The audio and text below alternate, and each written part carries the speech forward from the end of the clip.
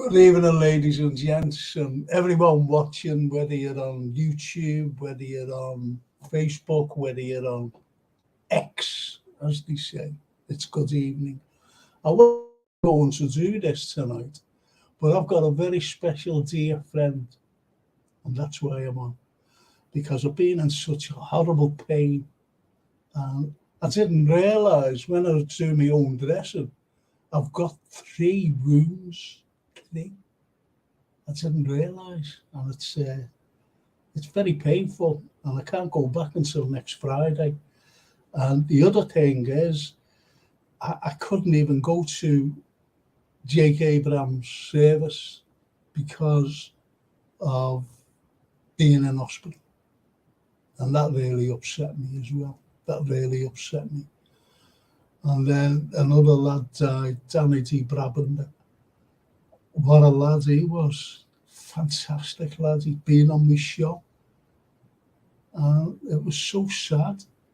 It really was so sad that he died. So that's all within a week. And I was so upset. And, you know, I've been upset all over the weekend, I'm being honest. And I'm coming off Facebook. I'm keeping the accounts open, but I won't be talking to anybody. I won't be communicating. Albeit, you know, the great people out there, the lovely people out there, but it's just getting too much for me now. And I'm still carrying on with the history show. I'm not only the lonely tonight, as I said. I've got a fantastic friend of mine, the international artist Anthony Brown. I'll be bringing him on in a moment. And I'll be doing 3 murders tonight. Yes, 3 murders. And I hope Anthony sticks with me because I don't know, it's just one of those things. But please, you know, don't get me wrong about Facebook. The channel's open so I can get on, like now, you know, Facebook people. Keeping it open. But I won't be commenting on anybody. I won't be. Which is, you know, you might think, oh, yeah. But believe me, I'm not in the right frame of mind at the moment. I'm really not. I'm just, before I bring this wonderful man on and start doing the murders, I'm just going to go through a few little thingies here. Little thingies, you know, little comments, that is. Mark Kirnish, evening Frank, hope you're better. Looking forward to seeing Anthony too. Oh, that lovely, thank you, Mark, that's lovely. Snapey, hope your hospital appointment went all right on Friday, Frank. That's Stephen Snape. No, it didn't, being honest. I'll tell you a little bit about it later on if I might. And Tony, this is Tony. Hello, Frankie. Hope all's well, and welcome back, Anthony. Because Anthony had been ill. He'd been in hospital as well, as you all know, because I've mentioned it before. You know, so he's with me. He's back, my good friend. I've got Jazz Reynolds. All right, Frank. At Redbirds and Chat. Has Redbird been in chat? No, yeah, I don't know. I really don't know, to be honest, Taz. I just don't know. Mutterstad, that's J.K. Kismet. J. Kismet. J.K., just call him J.K. Good evening, bro. Frank, I hope you are feeling better. You never walk alone. J. Kismet. And Steve Evans. All right, Francesco. All right, Steve. Steve phoned me up over the weekend. In fact, he came down to see me, him and Ian Golder, which is wonderful to see them. And bless Snapey Golf. You never walk alone. Right, I'm going to bring in my wonderful friend, international artist. Yes. International artist, Anthony Brown, and I'm going to bring him right in now. Good evening, Anthony. Good evening, Frank. How are you now? I'm all the better for seeing you, pal. All the better. I'm so sorry to hear that you've been through it as well. You know, Yeah, oh God, so much has gone on over the past few months. it has. Wow. And you know, it's I'm glad just to. one of those things. I was in the hospital on Friday. I'm sorry Yeah. about this, people, but I was in hospital Friday, and it's the breast clinic, and in Aintree. So anyway, I'm sitting there, and all there is women. Yeah. And I seen this young couple come in. Obviously, the fella was with his girl, his partner, whatever. And you know, this is the cancer clinic, by the way. This is Wow. the cancer clinic, and I still haven't got my results. You know, which is killing me. It really is killing me, and I get it this week anyway. So that's it. You know, basically, it's sad. It's sad. You know, it's just sad. It really is. And JK says, evening, Anthony, you'll never walk alone. Oh, thank you so much. Isn't that lovely? Thank you, Isn't that guys. lovely? It's such a pleasure to be back. Oh, I'm made up, you know. Now, listen, you don't mind doing murders with me, do you? I'll hold your bag. That's about as far as I'll go with it. But I'm not doing a I'm going to do a Jack not tonight because my Jack the Ripper is totally different from a lot of people. And Tom Slemon, he said to me, "Can I use that?" I said, "No, because if he had used it, he writes columns, you see." Yeah. That would have been the end of my my theory, you know. Would have been out there, yeah. Yes, so I'm going to do. I'll be doing that very, very soon because it's even surprise you, to be honest. It would.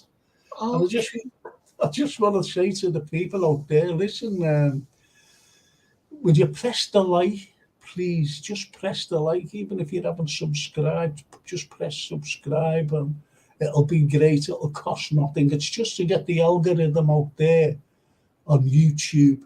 It really is. So please do that for me. And I'll tell you what, Anthony, shall we start? This is a very, it's a quick murder. That sounds dreadful, but it's a quick murder, this particular one. And I just want to start going with this. And what it is, it's about a fellow by the name of Robert Clements. And this fellow was a big, handsome, charismatic, born in Belfast. He was born in Belfast, this fella. He was a gynecologist, surgeon, and a physician, and hosts of many young admirers, this fella. It was unbelievable. Anyway, what has happened? He married a girl 10 years his junior. No, he doesn't. She was 10 years older than him. So the question is, why? Why did he marry this girl? He had loads of young admirers, loads of them. Yeah, he married this very, very plain lady who was 10 years older. And she was the daughter of a wealthy miller. And she receives £18,000 on her birthday. Well, this was a 32nd birthday. Now, he was only 22, this fella. He was a genius in his field. As I said, he was a gynecologist, he was a surgeon, he was an ordinary physician as well. And this is in the middle of the First World War. £18,000. Think about that. £18,000 she received for the 32nd birthday. And then 2 years later, 2 years later, she is dead. 2 years later. So at the age of 34, she's dead. And then what happened there? Clements disappears to Moss Side in Manchester. He just left Belfast, went to Moss Side in Manchester, because Moss Side then was a very exclusive area to be living. So by the time 1920 comes, he marries again. He marries a young Irish girl from County Antrim. And he lived happily and everything else for 5 years. But unfortunately, she died mysteriously, all of a sudden. And Dr. Clements, at the time, he signed the death warrant. That, you'll get what I mean about this. Yeah. And she only left £425 in a will, which was a lot then. Even you could buy 2 terraced houses for that money. Then going back then, so it gives you some idea what 425 quid is. Not only that, but also what 18,000 was at the time. Massive. It's amazing, isn't it, Anthony? That like this fella, this Dr. Clements, and signing the death certificates as well, and they're dying mysteriously, by the way. What do you think of that? It's I mean, I would say that you would think there'd be someone there to kind of oversee or supervise that, but here we are in these modern times, and stuff like that is still happening. Yeah, of course. What is it? Out of sight, in full view, or in full view, out of sight. It's like, that's right. And when you think about like 2 mysterious deaths, you go, well, hang on a minute. But no one said anything. And obviously, it's because he was a doctor, a top physician, a top surgeon, a top gynecologist as well. Yeah. This is why, you don't think people would commit atrocities like that, right? So anyway, he married for the 3rd time to a Kathleen Burke, and she was quiet and unassuming. And 11 years later, she died suddenly. So the police suspected, like, the 3rd death not produced not the product of a coincidence, if you know what I mean. And they telephoned the crematorium to stop the cremation, but it was too late. She's already been cremated. Then Clements married for the 4th time, and it was a girl by the name of Amy Victoria Barnett. And she was the daughter of a very wealthy manufacturer, and he settled down in Luxor. And the couple, they were well liked in the area, regular churchgoers. And then all of a sudden, in May 1947, Amy had died suddenly.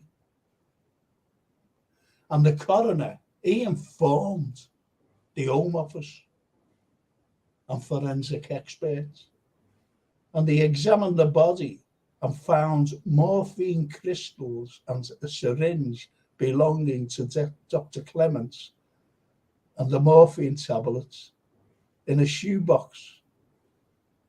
And then Clements was immediately arrested. So you can imagine,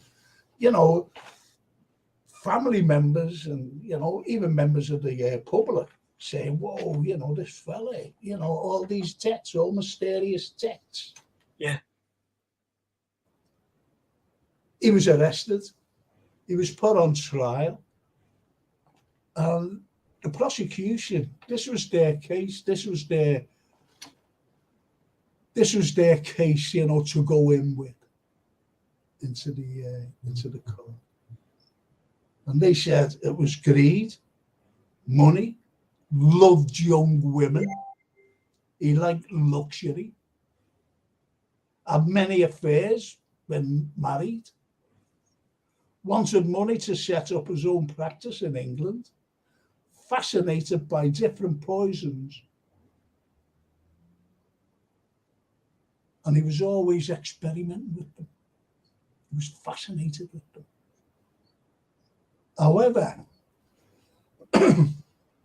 However, the defense said he loved his wives. He said no question about that, because he married them. He just loved them. He valued life.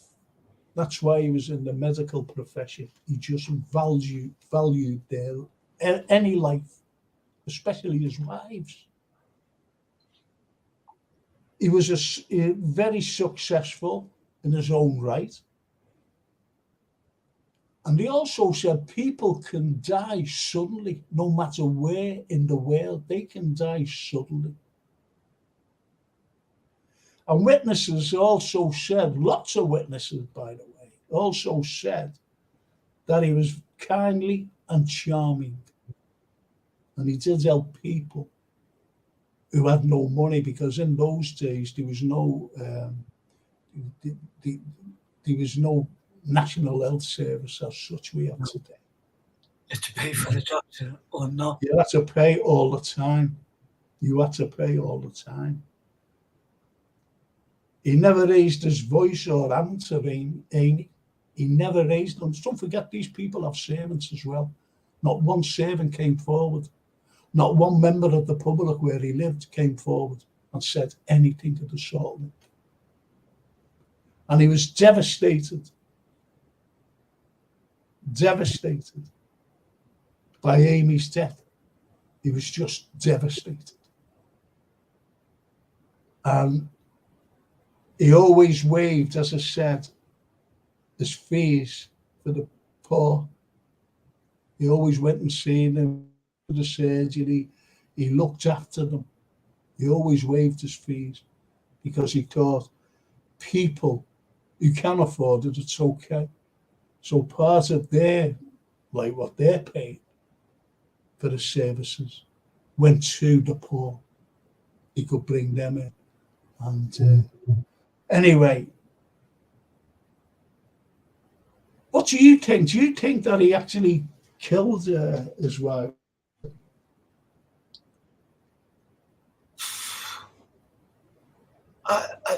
It's a 50-50 bet. It's a strange one. There's been many compelling murder mysteries where you would lose everything you had if you put a bet on the guilt of a person, only to find that they weren't, or vice versa. You know, and we're living in times now where TV and media is seemingly forever digging up crimes and events from the 70s, the 80s, the 50s, that now we're thinking, wow, why didn't they go to jail? Well, do you know, when they found the crystal, you know, the morphine? Yeah. And the morphine, it was illegal to have tablets. It was illegal. Even for doctors? Yeah, but they found syringes. Now, the point is about that, Anthony, is that Amy was in terrible pain all the time. And he used to inject her, you know, with the morphine to ease the pain, obviously. But she also injected herself as well. Right. So they seen that as a as a cause, if you like, of her death, because they found during the autopsy these crystals of morphine in the bloodstream. They found it. But little did they know at the time that Amy was in terrible pain, and she gave herself injections besides her husband. So again, what do you think? It's feasible that the overdose was accidental. Yeah. You got the two people. I mean, it's strange, but well, I know you're going through it, and I've been through a bit. And the first thing you do is your blood tests. It's like a blood test, one a week for weeks and weeks, and that gives them the results of what's going on. I went through a similar thing the other month, which is how they discovered I was becoming seriously ill due to an antibiotic, which was due to make me better. But they knew it through the blood tests. And if no one's doing tests on a regular basis, it's like they can't say, whoa, stop that. You need to stop that now. Otherwise, it's going to be too much. Absolutely. Yeah. The monitoring of it is important. He would have an idea.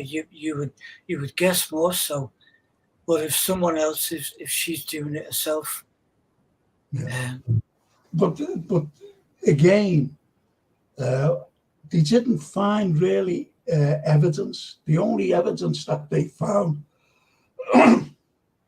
was that was that he was marrying for money. Now, when you look at three of his wives, they had no money.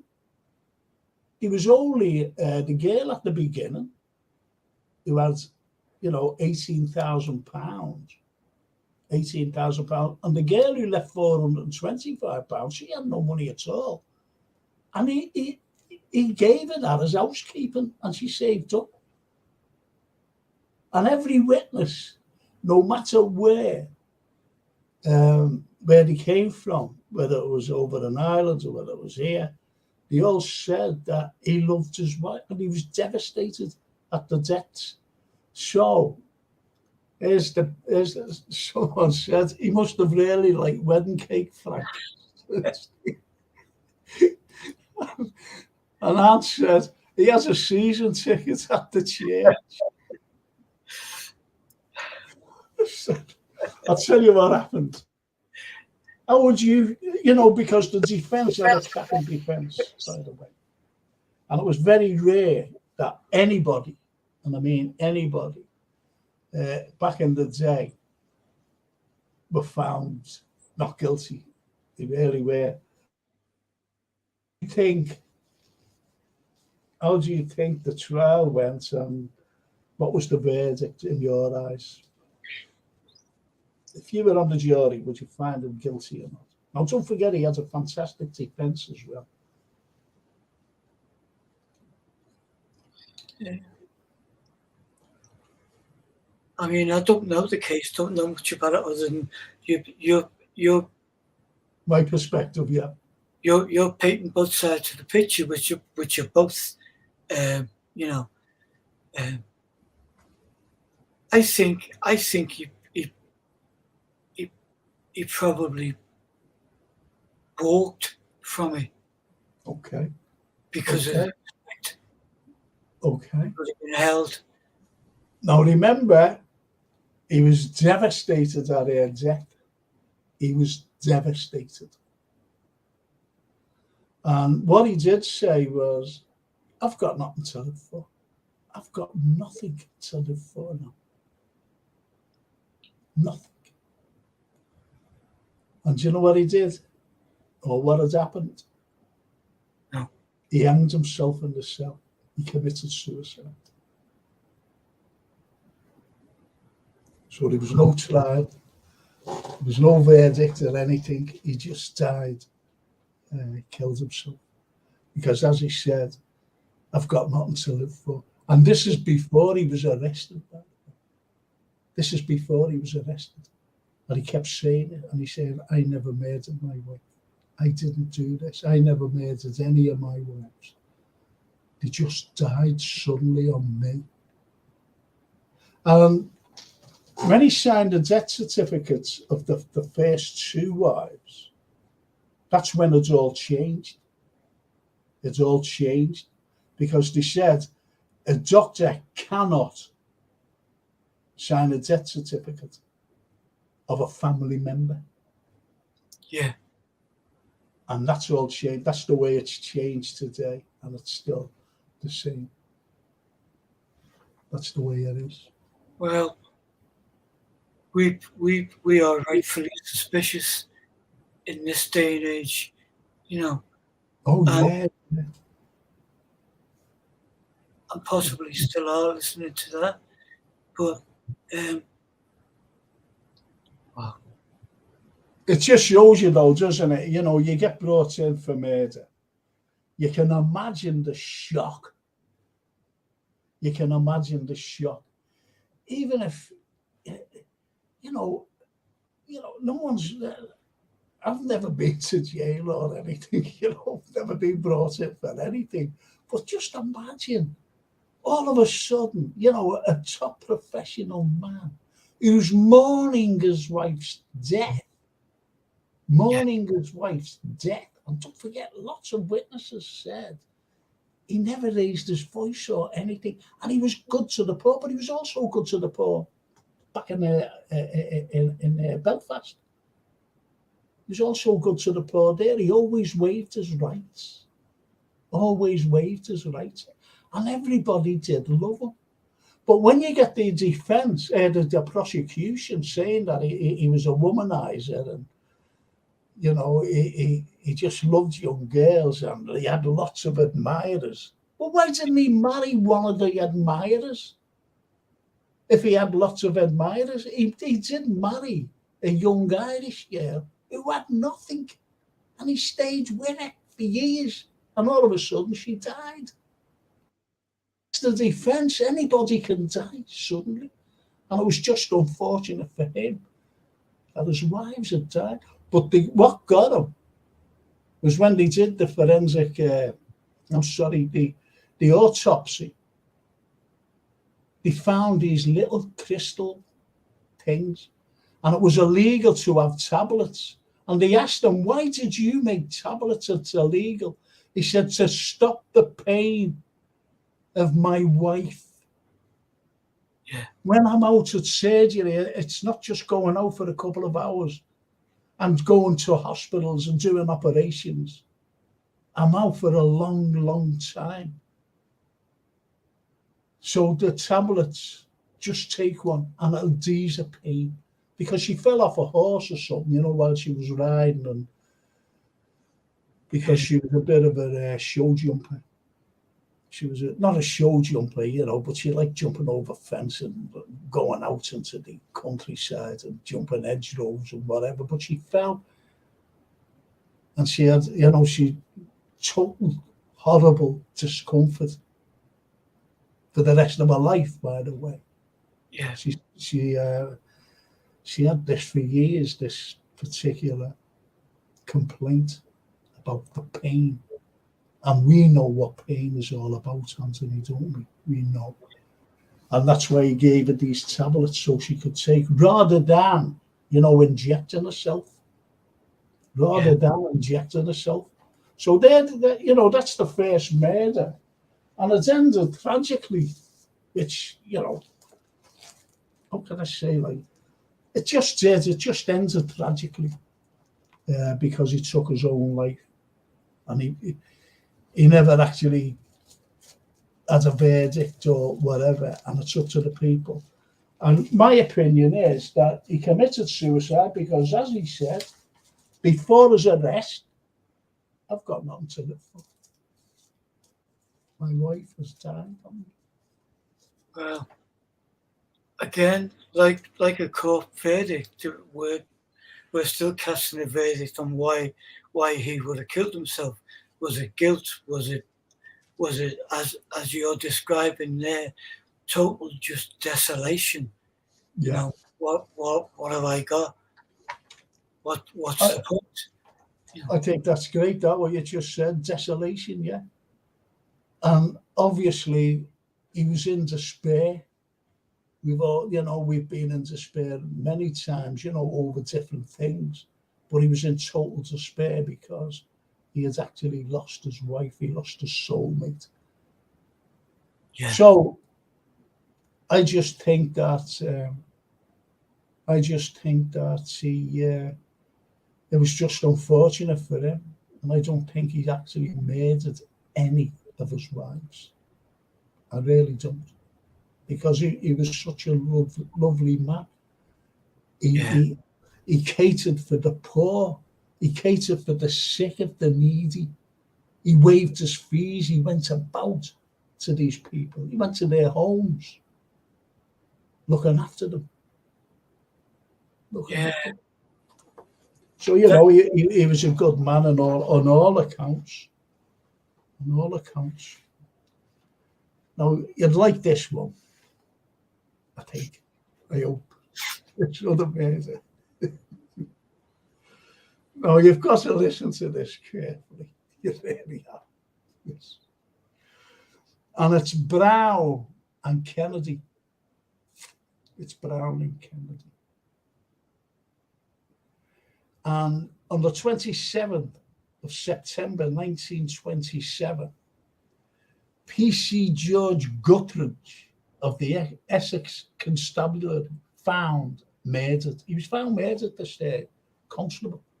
He was just found murdered. Which is very, it's unique, to be honest, because back in the day, you never ever heard police officers being murdered, but this man was. This man was. And Guthridge, now we'll get onto this. Guthridge was shot 4 times and 2 bullets penetrated his cheek. Another 2 deliberately shot out his eyes. And the time of death was 3:30 in the morning. 3:30 in the morning.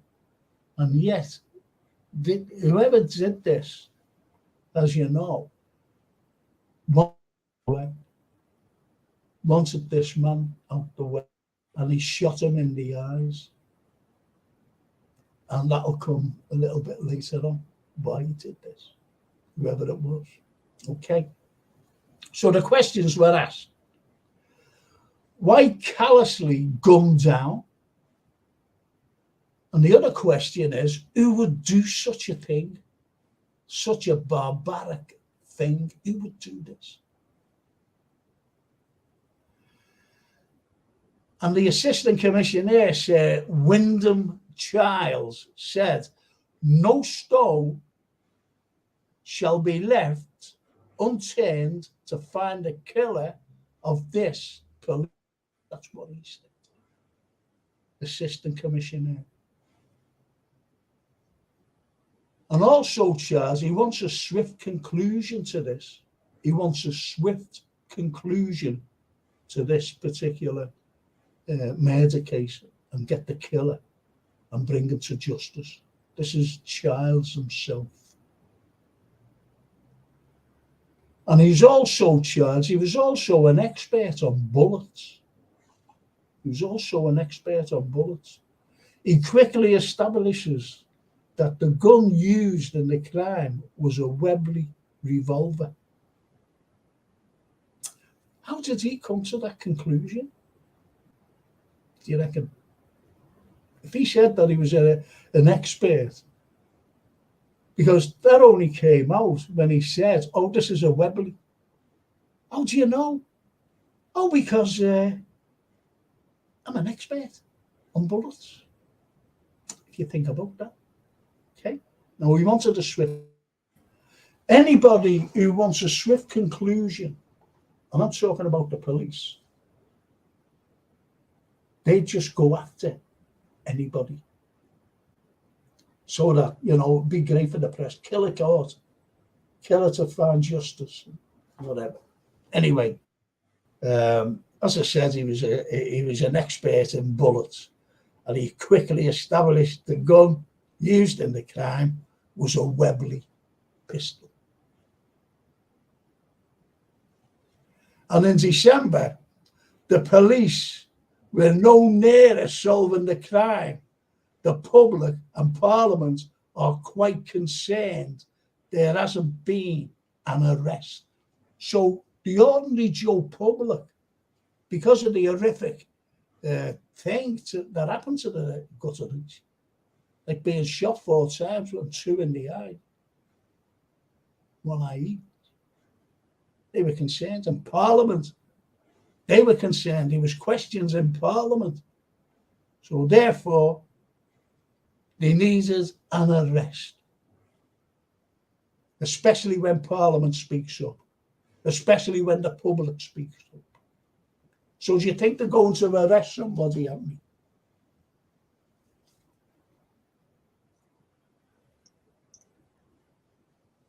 It's a weird one, because surely at that time guns were, the crime itself was horrific, but guns were scarce.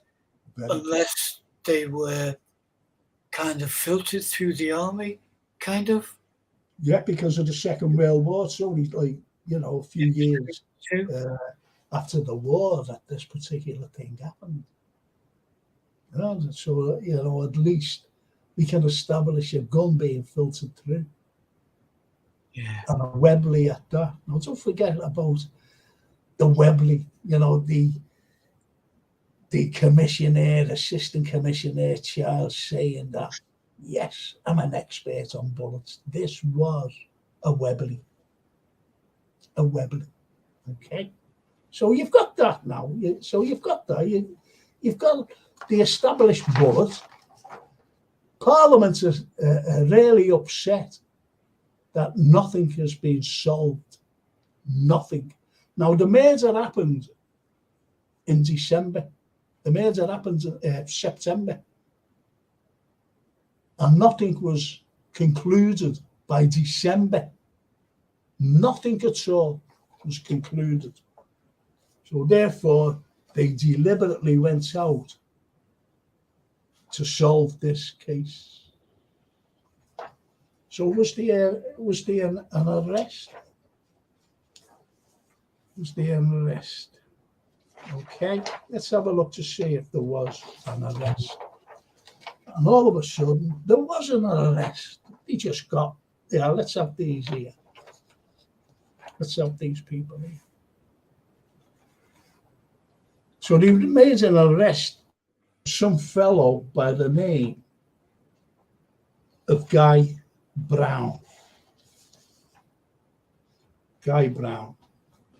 No relation. That's why I'm doing it. But anyway, they arrest this fella. I don't think. So anyway, they arrest them. They arrest 2 fellas. So they arrest Brown, and here's how it came about. Right, the police there's always an anonymous letter involved in police work. Always. Oh, look what we've got. We've got, and it named Brown. The letter describes Brown as a dangerous and has guns in his garage. And Brown deals with legitimate cars, but also he's been arrested for stolen cars also. He's been arrested, for receiving stolen cars, changing the license numbers or whatever. And you're going back now to the 1920s, and it was easy to do. And he got arrested for that. So he's arrested now for receiving a stolen car. That's what he was arrested for, a stolen car. Then in January, after the anonymous tip-off, it said that he was actually, he had these guns in his garage. He had the guns in his garage. And Childs said that the bullets that were found that killed the officer was a Webley gun found in the garage, similar to the one that killed P.C. Gutteridge,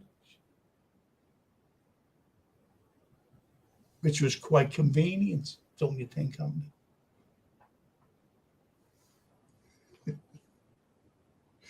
Okay. And when Brown's co-worker at the garage, Brown's second arrest, William Kennedy, he goes, I'm off. So we're back to Liverpool. He's a Liverpool lad working down there in the garage, working at the garage. So he goes back to Liverpool, comes back here, up here. And then where the bull ring was, I'm sorry. And before the belt, he lived, Brown. He lived in St. Andrew's Street, you know, where St. Andrew's Gardens is now, you know, Yeah. they demolished it, they built the bull ring down, St. Andrews. Yeah. So he was arrested there. He was arrested. And he was taken in for questioning. Kennedy admitted stealing a car from Tooting. That's the car. That's the car that Brown was arrested for. He was arrested for. Okay. And he said he knew nothing about the murder of the policeman. He said, I know nothing about that. Well, what is this? I admit stealing the car, but I know nothing about the murder. And anyway, he was actually told he would be charged with the murder of the policeman, and he will certainly hang. Now, why do you think they said that to him? Now, don't forget, they've got the other fella in custody, haven't they? They've got him. They're charging him with murder, and yet he turned around and said to him, you're going to be charged with murder. You are going to be charged with murder. So why do you think they've said that to him, haven't they?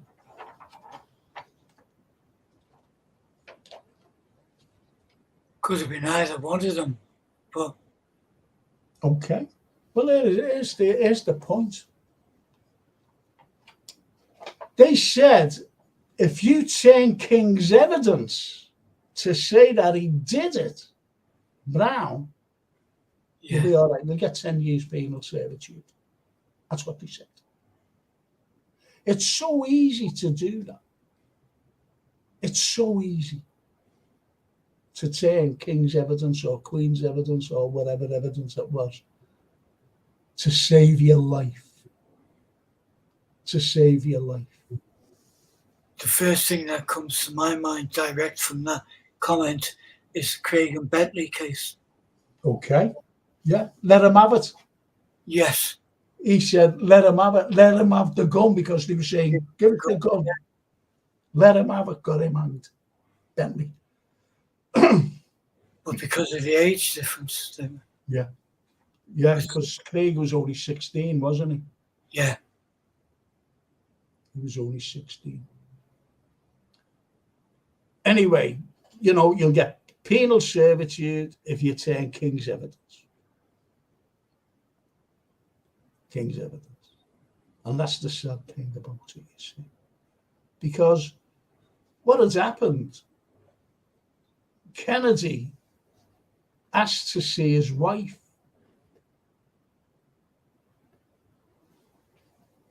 So she goes up and he's saying to her, I haven't done this. And he hasn't done this. What shall I do? What shall I do? if he gives evidence against Brown. That's it. He says it, he'd be hanged for the murder of this policeman. He'd be hanged. What do you think she said? I think his wife would have encouraged him to go for it. Yeah, exactly. And what she said, it's entirely up to you. But think of me. Think of the kids. Think of everything. I believe you're innocent. And I know that you wouldn't murder anybody. I know that. Because this fella, Kennedy, he wasn't a murderer. He never carried any guns or anything like that. He found no forensic evidence at all. The only thing that about him was circumstantial, and that circumstantial stuff is that he worked in the garage, and he'd stolen the car that Brown was arrested for. So anyway, he said, if you turn evidence, King's evidence, you'll get penal servitude, and at least you won't be hanged. So there's what happened. Statement, right? The statement, and I'll have to read this out if you don't mind. So he's turning King because of his wife's sake and his kids. And he said, caught the train from Liverpool Street to Billericay, that's in Essex, by the way, stole the Morris Cowley, then decided to use the byways, avoiding the main road into London. I won't get back to that, actually. When some distance, when they saw someone in front of them with a light. Now, what you've got to think of here is the year 1927.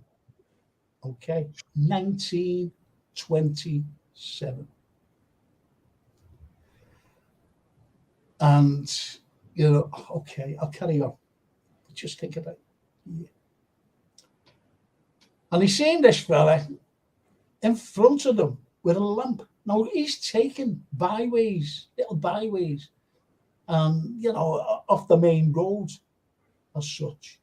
So, how do you think the lighting was on byways?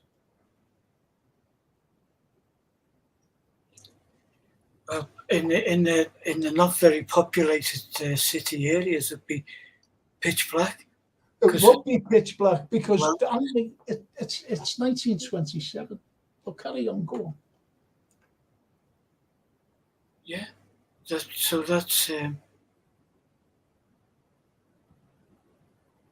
So unless you're driving past the lighthouse. Okay, yeah. So what we'll do, we carry on. Okay.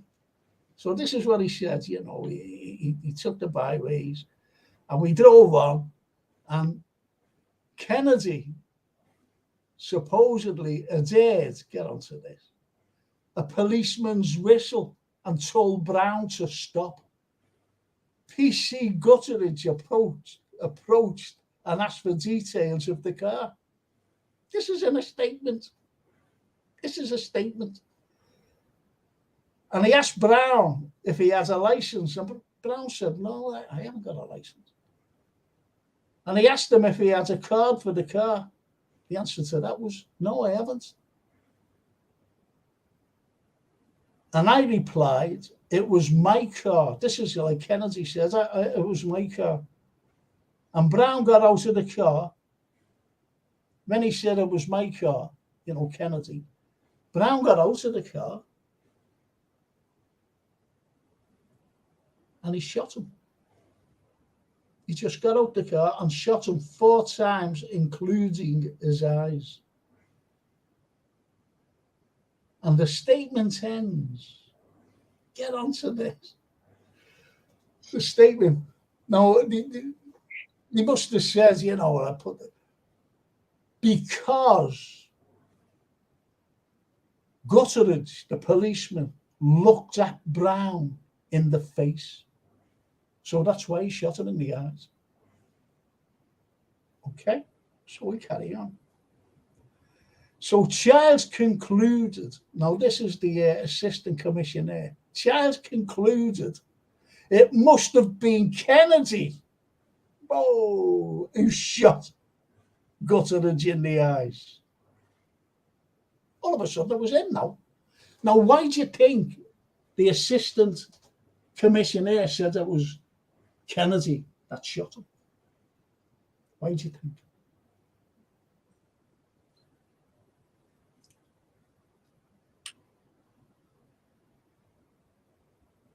Easier to, because he's already admitted one half, he took the car, it's easier to stick it on him. Okay. No, that's a very, very good point. That's a very good point. Now, I'll go back to that. I'll go back to that statement. Definitely go back. You've got to go back to the statements. You really have to. So let's have a look at this now.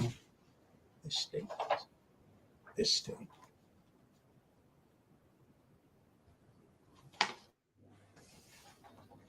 Now, this particular fella, right, they anonymous letter and reads it out. And it was from a prisoner in Dartmoor.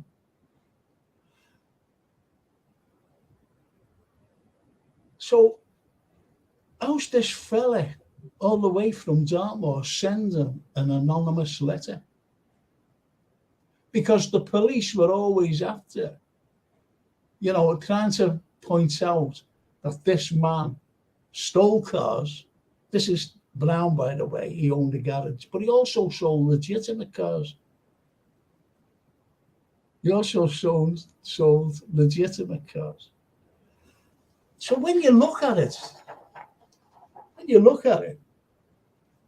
and the statement, do you think that the statement, the anonymous letter also, do you think that it was legitimate, the statement, by the way? Do you think it was legitimate? And why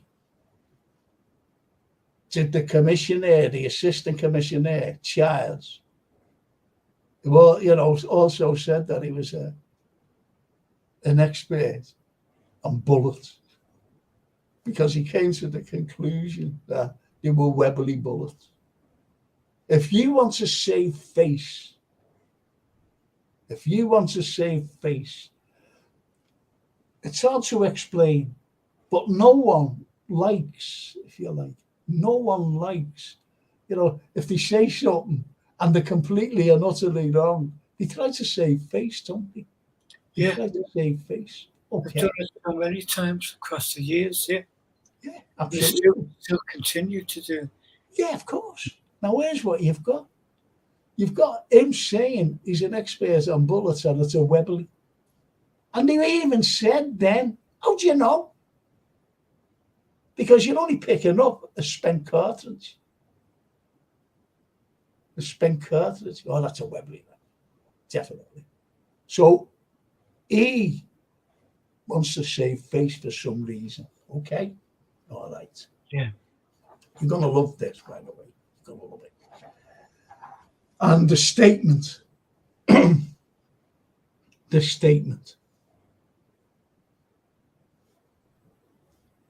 which was, it was just like a script. It was like a script, if you think about it, like a script. Now, Kennedy, now don't forget, he was arrested for the stolen car. Guy Brown. Yeah. At the beginning. So Kennedy, he's gone, I'm away. So he's just come back to Liverpool all of a sudden, a murder charge. And then you see the statement that they took the byways.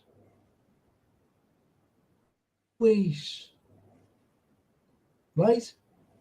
Now the point is, 1927, if we were back then, you and I, and we stole a car in the early hours of the morning, and we went right down the main motorway to get to London, who would stop us? There's no police messages over cars or anything. There's nothing like that to say that a car had been stolen. And who would know that a car had been stolen at like 2 o'clock in the morning when people are in bed? Because all they had to do is take the handbrake off. Someone jumped in and push it down and they're away. So why would they admit of driving on byways? Why would they admit? Now, don't forget, this is a statement. Now, I'm going to tell you what happened after the break. Is that okay with you, Rodney? That's good with me, Frank, as long as it's not me. All right, so we'll have a little break and see you afterwards with the conclusion.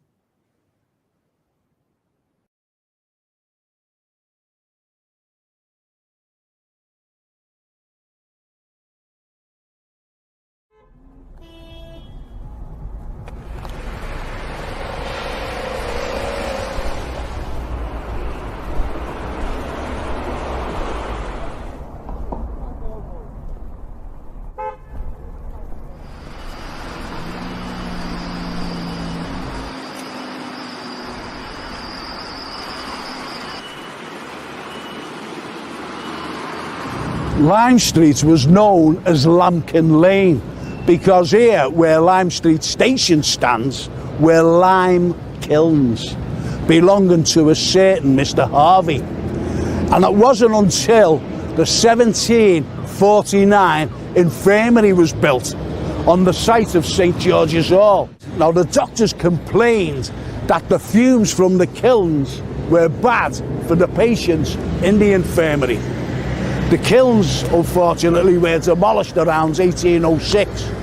Therefore, with the demolition of the kilns and no kilns to be seen, they had to change its name from Lambkin Lane to Lime Street, which we fondly know today.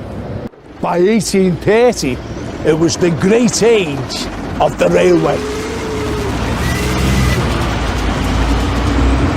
A mile or two up the road was Edgehill Station.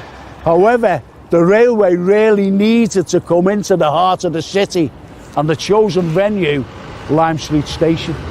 Stations up and down the country were going to be transformed also, and Lime Street was going to be no exception, with Romanesque facades. Liverpool's first-class architect, John Foster Jr., was brought in to give the new station a Roman theme, Roman arches. And remember, until very recently, these arches were hidden away for many, many years by some hideous buildings. Look at them now. Just how John Foster Jr. envisaged in all the glory. And aren't they just beautiful? By 1836, and with the station in place, the infirmary had now become a lunatic asylum. The asylum had to go because it was only the rich people at the time that could afford to go on the trains, and they didn't want to see the lunatics walking about the grounds of the lunatic asylum. So the lunatic asylum was demolished in 1836, and by the following year a competition was held to build a grand building on the site. And this was the outcome: Harvey Lonsdale Elms's St. George's Hall.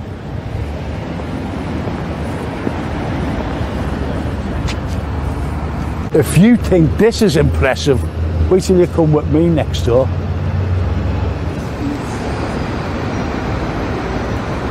How's this for a B&B? Because the rich people coming into Liverpool couldn't stay in lodging houses. So Sir Alfred's Waterhouse built this magnificent Western hotel. And at one time, it was huge for the amount of rooms it had, 300 in total. Prior to the First World War, Liverpool's red light district was down at the pier head. And for obvious reasons, the area became restricted at the outbreak of the 1914-18 conflict. So from the pier head, all the prostitutes had to ply their trade here at Lime Street Station. And who's the most famous of them all? Maggie May. So much so, they even named a song after Maggie herself.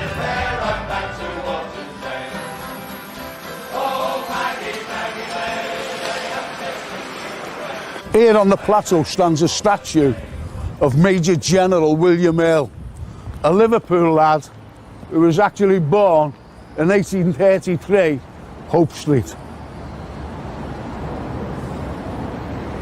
William Earl joined the army in 1851 and rose through the ranks, achieving the rank of Major General in 1880, the same year that Liverpool received its city status.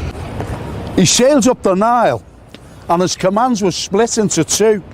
He went on to fight the enemy who was actually skirmishing with the British, and his other commands went on to Khartoum.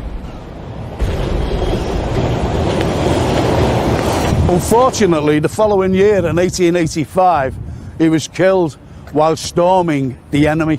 He was brought back to Liverpool to be buried at Allerton Cemetery. The statue was unveiled on December the 16th, 1887, and the sculptor was C.B. Birch. And here are our wonderful cenotaph, along with thousands of others. He's remembered every year.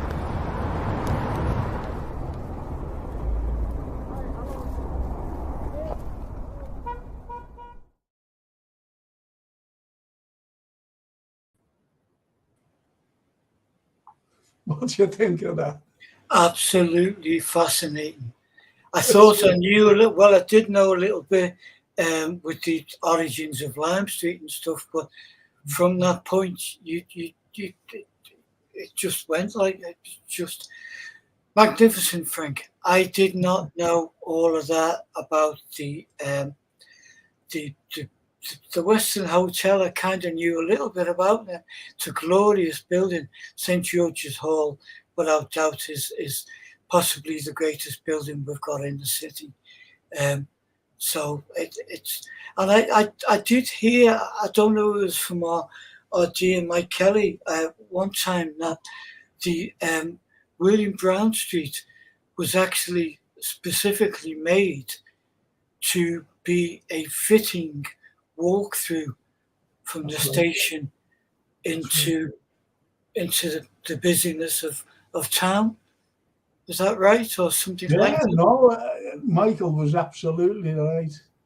Built by the Irish. We've lost him as well. You know, Michael. Well, fascinating. You give me a few things there. I'm gonna read up on. Well, okay. There's another little snag to that.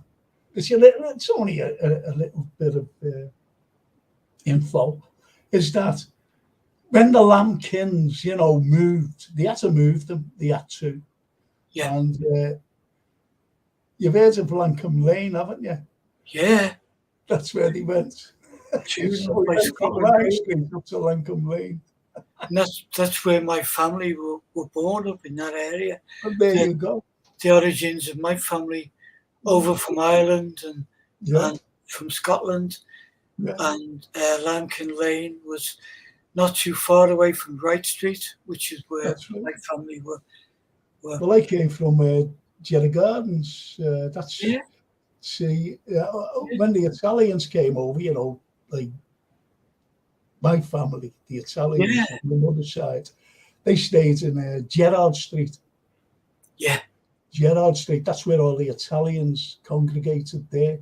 And that's when you had the likes of, right next door to them, with the Irish, Yeah. and they intermixed. So you had a lot of Irish and Italians marrying. Yeah. And that's why you get the likes of me, for example. I come from the Valenti family. My mother was a Valenti, Angelina Marie Yolanda Valenti. She married, that's why my name is Carlyle, if you like. So, everybody mixed. Everybody mixed. There's a wonderful.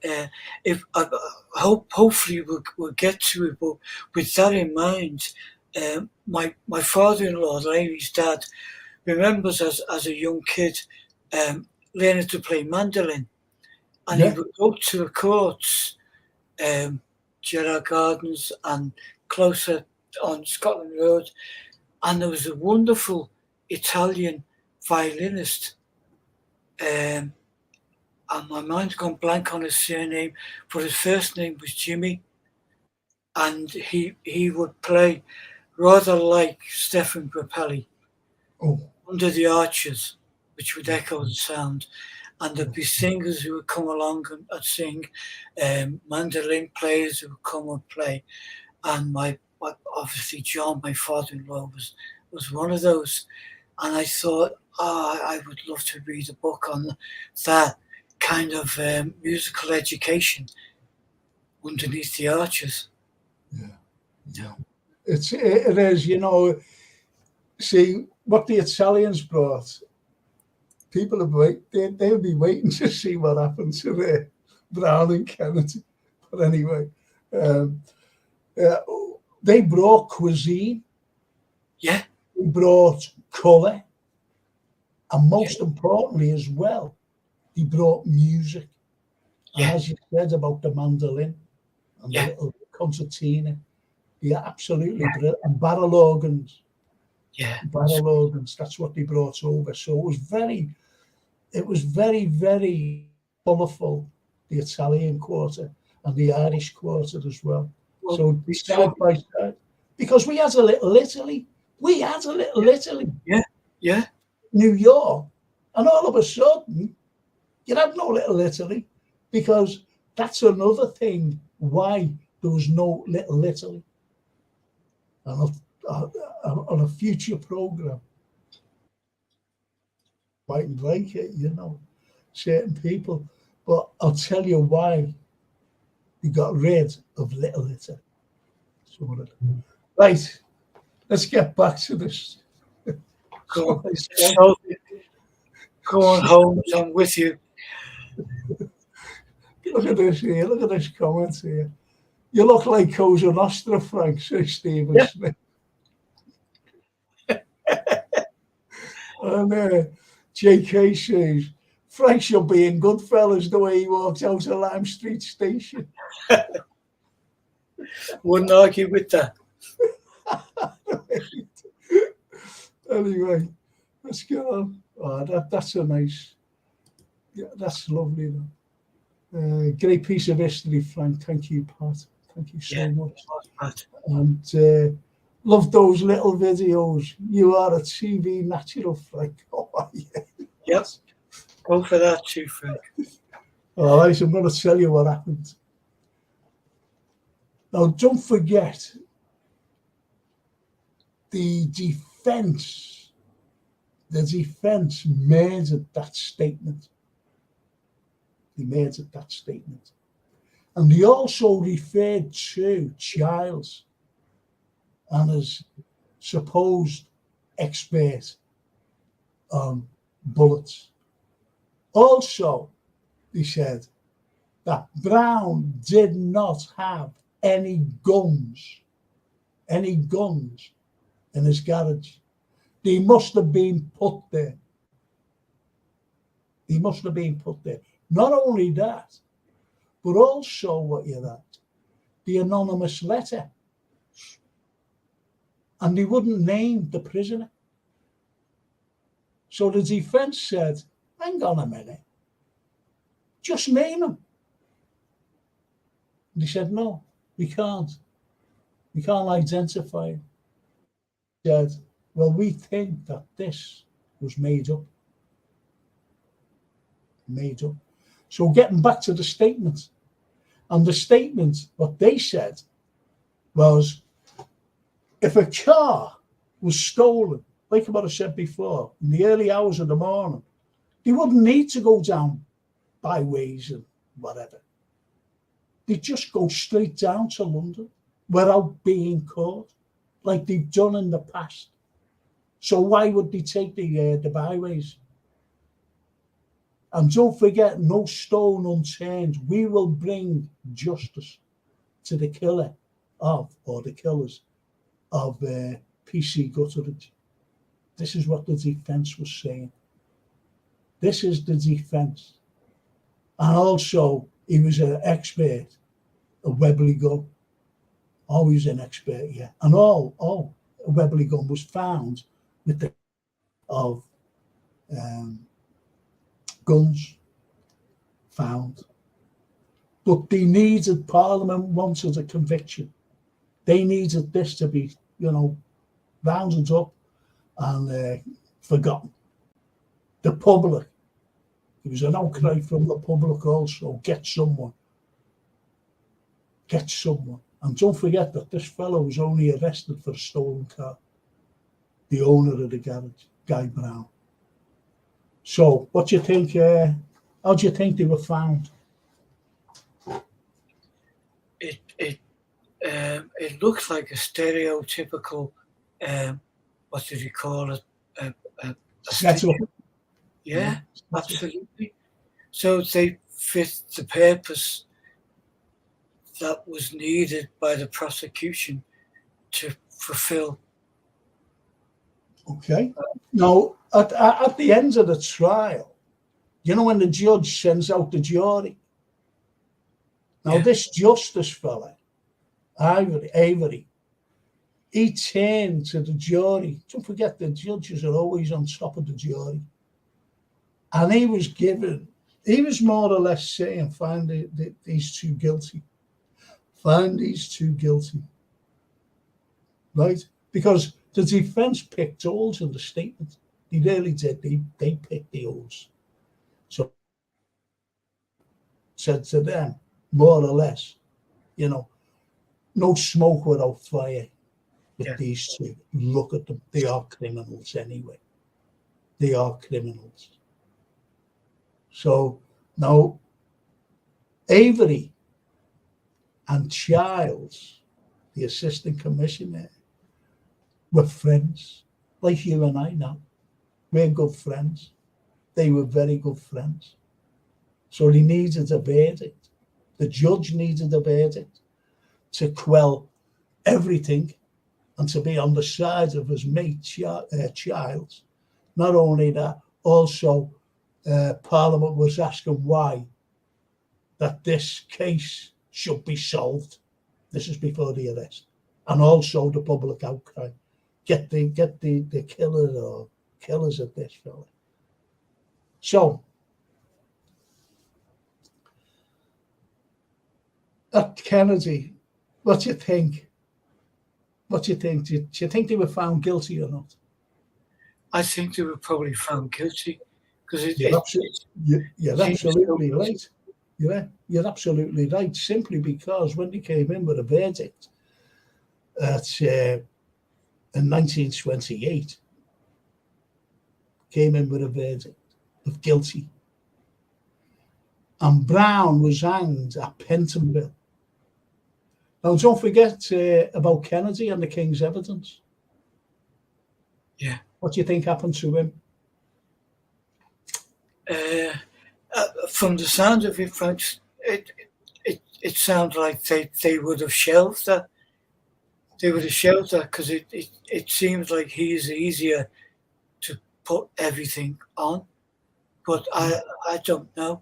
I mean, I totally understand that a gun crime is rare enough in those times.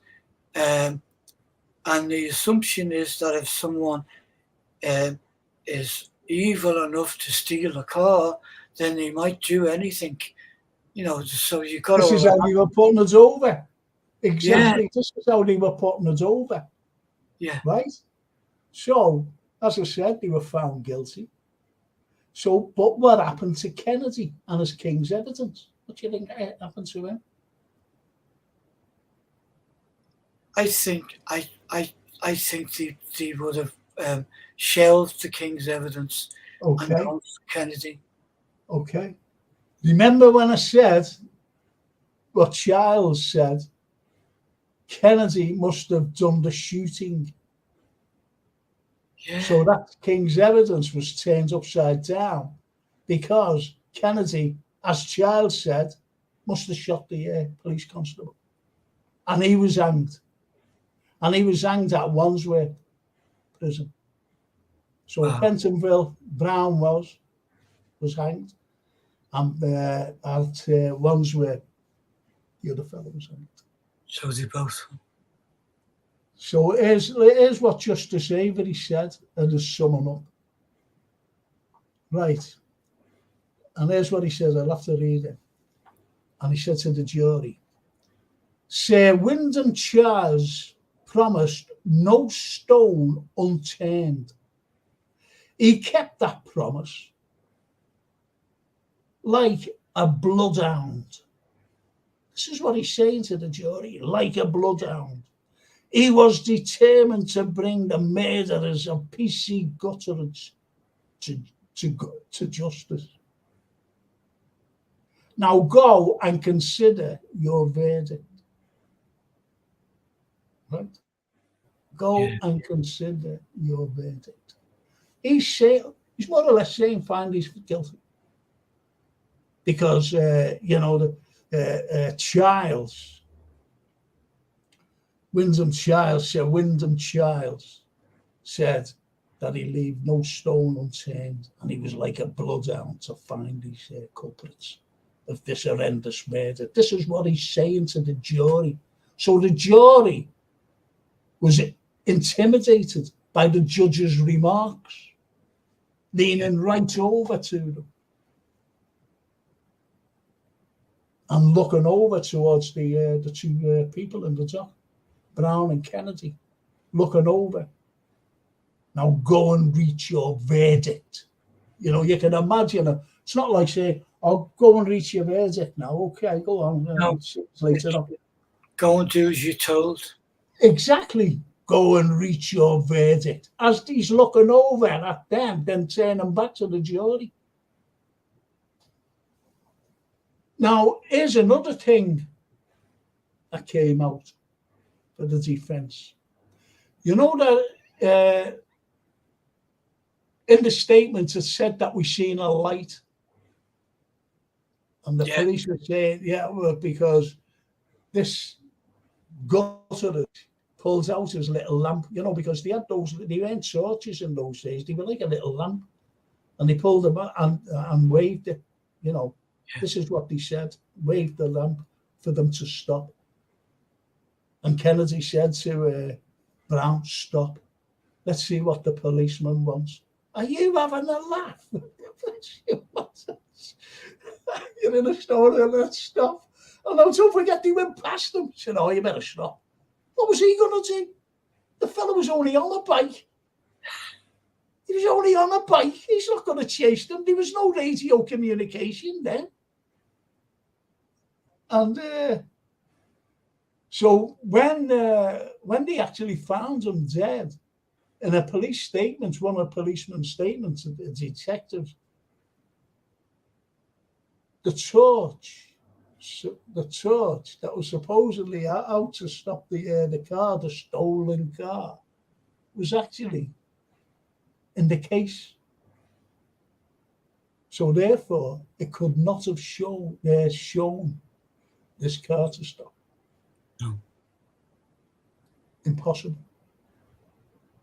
So they were set up because of the people wanting a verdict of this police constable being shot dead. So that particular thing, when Charles says he must have done the murder, shot the police constable, he must have done it. He must have done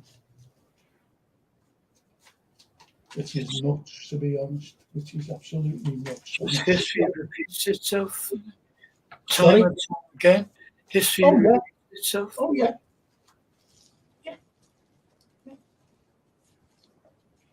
It's what you've got these type of people who go all out, like Barmer. Barmer was a beaut. I'm sorry about this. I'm just trying to put this back here. Right. Barmer, Bert Barmer, he was one of the most corrupt detectives in the annals of the judicial system. And what I'm going to do next, Anthony, which you're well aware of, is the cameo murders. Yeah. Cameo murders. Yeah. I'll give you the big surprise later on about me. Big surprise. Genuine. Right? And you'll go away. That's right. Okay. This is right. And there's what it is. There's what it is. You've got the likes of the cameo. Now, the cameo murders, they happened on March the 19th at 9:30 in 1949. So it was at 9:30 in the night. Two gunmen severed the telephone wires. They masked themselves and approached the manager's office. They demanded the night's takings from the Thomas. Shots were fired and Thomas fell dead along with his assistant manager, 30-year-old John Catterall. And the cashier, Mona Watkins, tried to hold on to the gunman. Other witnesses see the killer flee. Police were called at 9:45. They were looking for a man aged 20 to 30, dressed in a brown tweed overcoat, brown trilby, hat pulled down, black silk scarf used as a mask. You try putting a scarf, a silk scarf, as a mask, it'll just slip off. Silk, very slidable.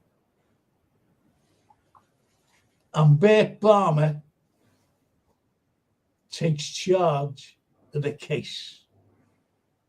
Bert Barmer. How about that? How about that? So you've got Barmer. You've got him taking hold of the case. The most corrupt of all policemen. The most corrupt of all policemen. And also what you've got,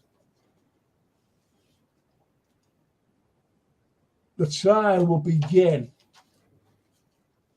on the 12th of January at St. George's Hall Assizes. On the 12th of January. Now you've got to look at who's presiding here. You've got Mr. Justice Oliver. The prosecution, William Gorman, King's Counsel. For the defence, Rose Heilbronn, King's Counsel. And also Basil Need, King's Counsel. That is in front of the prisoner, whoever it was. Okay? You've got to understand about the way the justice system worked in those days. And especially if someone's did a murder. If someone's did a murder, they went all out to get the culprit. And if they couldn't find a culprit, if they couldn't find them, Get Bert Balmer in. Get him in. He'll be all right there. Balmer will be all right. He's a good detective to have on board to catch these criminals. And don't forget, they're looking for two men. Two men. Now let's have a look at the. Now the two men now have been arrested. Kennedy, no related to the other Kennedy, and Connolly. So really, it was the Connolly Kennedy trial. Might as well happened. Now William Gorman. Now don't forget he was the chief prosecutor. Also, what you've got to look at is the justice, the fella, Justice Oliver. His name is Roland Oliver. And he was a defense barrister at one point. And he was the defense of people who he was defending. And he said he gave them terrible, terrible defenses. Because what he always taught, there's no smoke without fire. And look at the people who he was defending. There's no smoke without fire.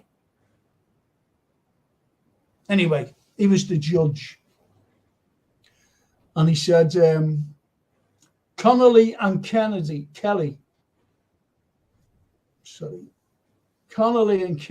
planned the robbery at the BI. I said Kennedy, didn't I? Yes, it was Kelly, George Kelly. Right, so Kelly and Connolly planned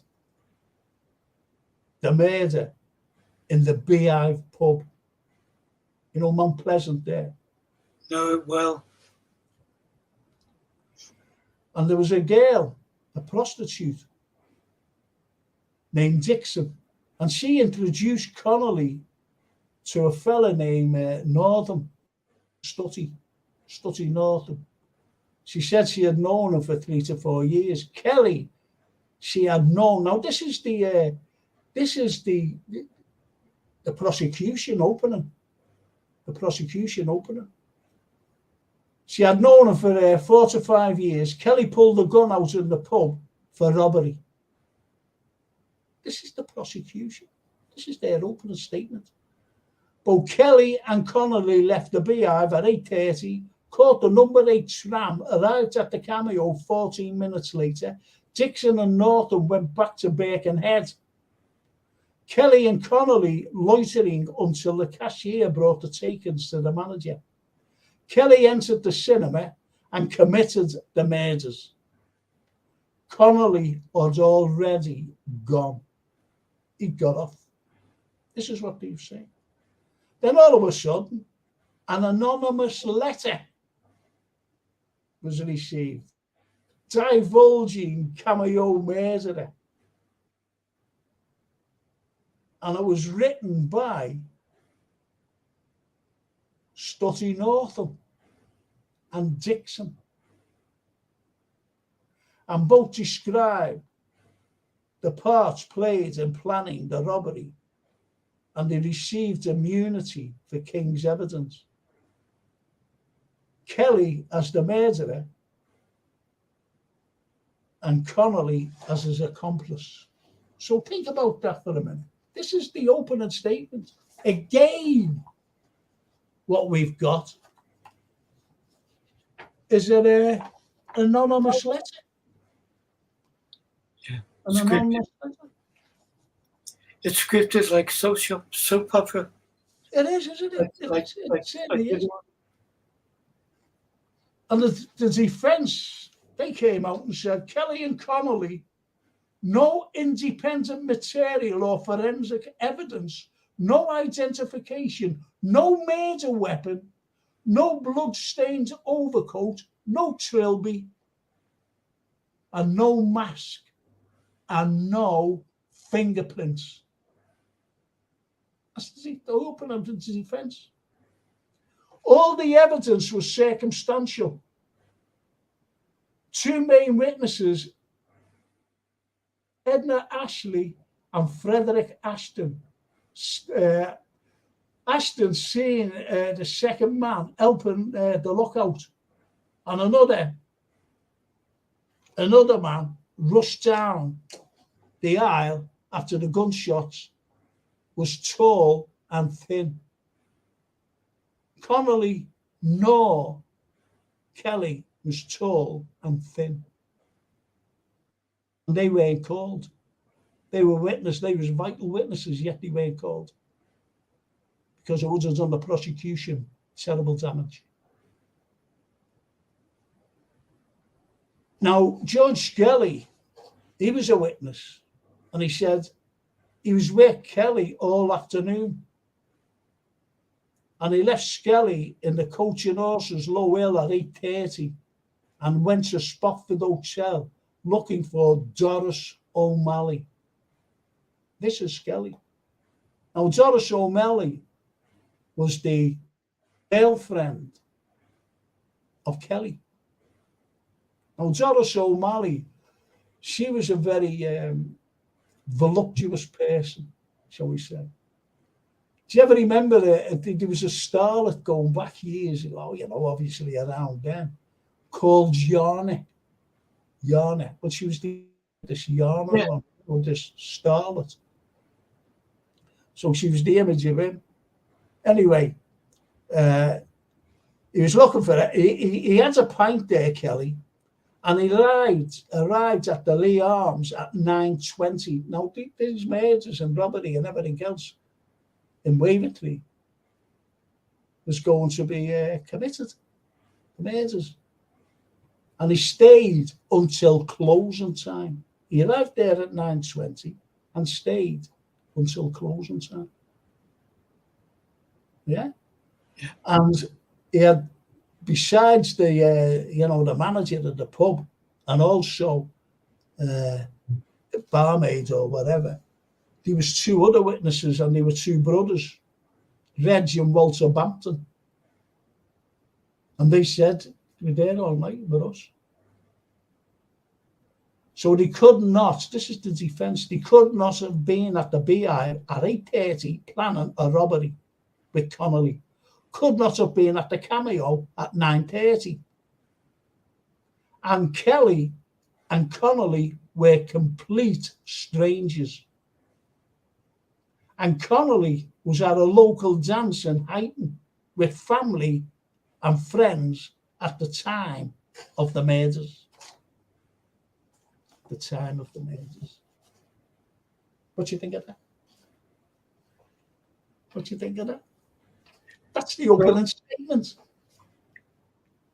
Again, it's scripted, isn't it? And I know my dad followed this avidly throughout my life. Yeah. And so I know even through him there was a strong sense of injustice.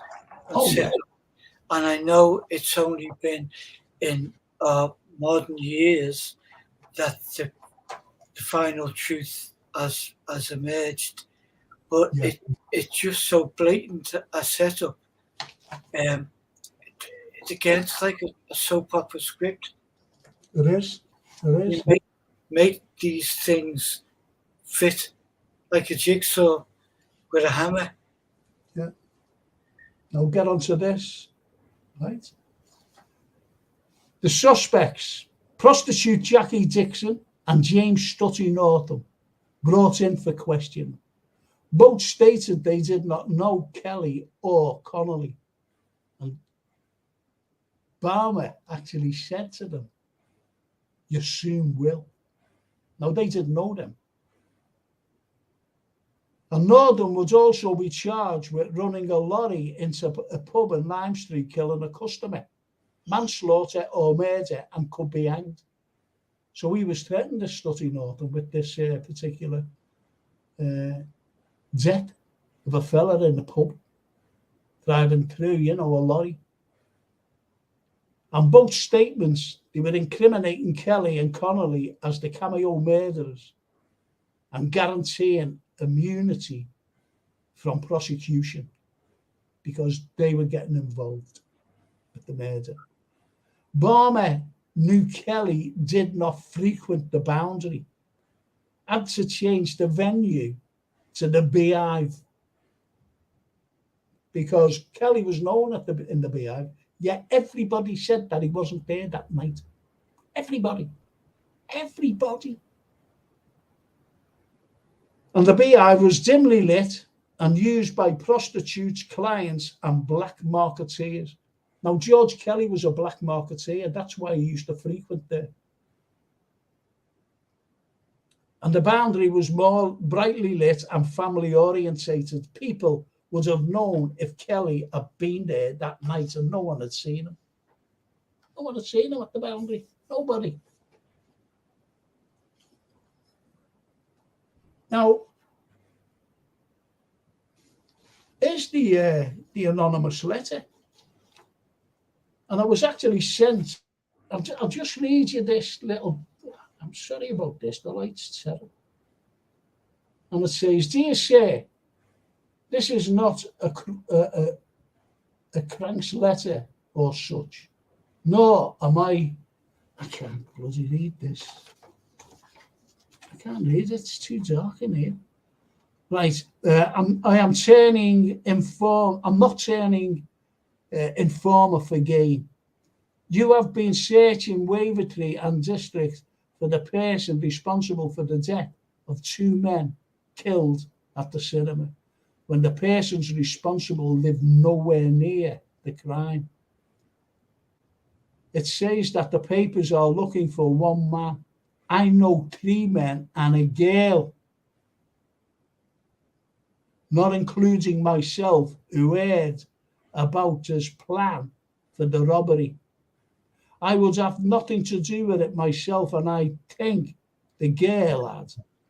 When I met her on Sunday, she had not been with them, and another man dropped her out on account he wanted to unload the revolver before they went. So this is the gun that was shown, supposedly in the Beehive. Right? Yeah. So the fella, so he was 3. And the girl. And the girl was none other than this Dickinson. And a fellow went like, "Whoa, you're bringing a gun?" "Nah, no, mate. I'm not doing that." And he got off. What I want to know is how I stand. I know they were going to do the job, but I did not go with them. I have proof I was not far from Dale Street till 10 p.m. and was talking until 11 p.m. in Brown. People, I want to know if I can turn King's evidence or something like that. Will I be charged? I have a record, you see, and it might, as they say, something to frame me. So she could be framed. Now, don't forget that there's a lot of framing in these trials, like the Kennedy Brown case, framed. And she carries on, "To prove I speak the truth, the gun he used, he threw it in the pond in the park. The park is in Edge Lane, next to Littlewoods. I am scared of him, and I can't go into town because of it. If you give me your word that I won't be charged, I will give you both their names. Also, some of the bullets he left behind with me about 6 weeks ago. I can also tell you where he got the gun from. I can also tell you who ran the stolen lorry through the pub and killed a person some time back. If you give me your word, I won't be charged." So anyway, Now, don't forget, she's saying she knows who they were. She knows who they were. And she was shown mug shots of both Kelly and Connolly. And she said, no, I didn't know them. No. So now you have the anonymous letter, which went against the prosecution, not for the prosecution.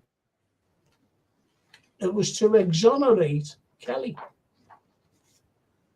Now, they went to police and they went to Wavertree and they did find the gun where she said it was. So she knew something. She knew something, didn't she? Now, what we've got to look at here as well is Barmer. We've got to look at this fella. He's a whopper, this fella. Now, Barmer comes up with the plot. And he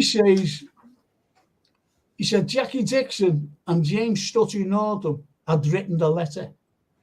This later. Statements include plot planned in Beehive Pub in Mount Pleasant. Kelly has a gun in the pub. If you had a gun in the pub, what are you gonna? You're not gonna show it, are you? And this is what Barner's saying. Kelly admitted to Northam it was he who fired the shots and threw the gun in Botanic Gardens. Prisoner Robert Graham said Kelly confessed to the crime in Walton to him. Now, you've got to ask the question, why he's pleading his innocence? Why would he, a fella, not even a scouser, would he say, I killed him, and I threw the gun in the... Why would he say that? Why? There's no way Kelly would say that. No way whatsoever. No. Well, Kelly, for previous 6 weeks, protesting his innocence, suddenly unburdened his guilt to a complete unknown stranger. Now, Barber needed Kelly away for his own needs. And the cameo was an ideal opportunity.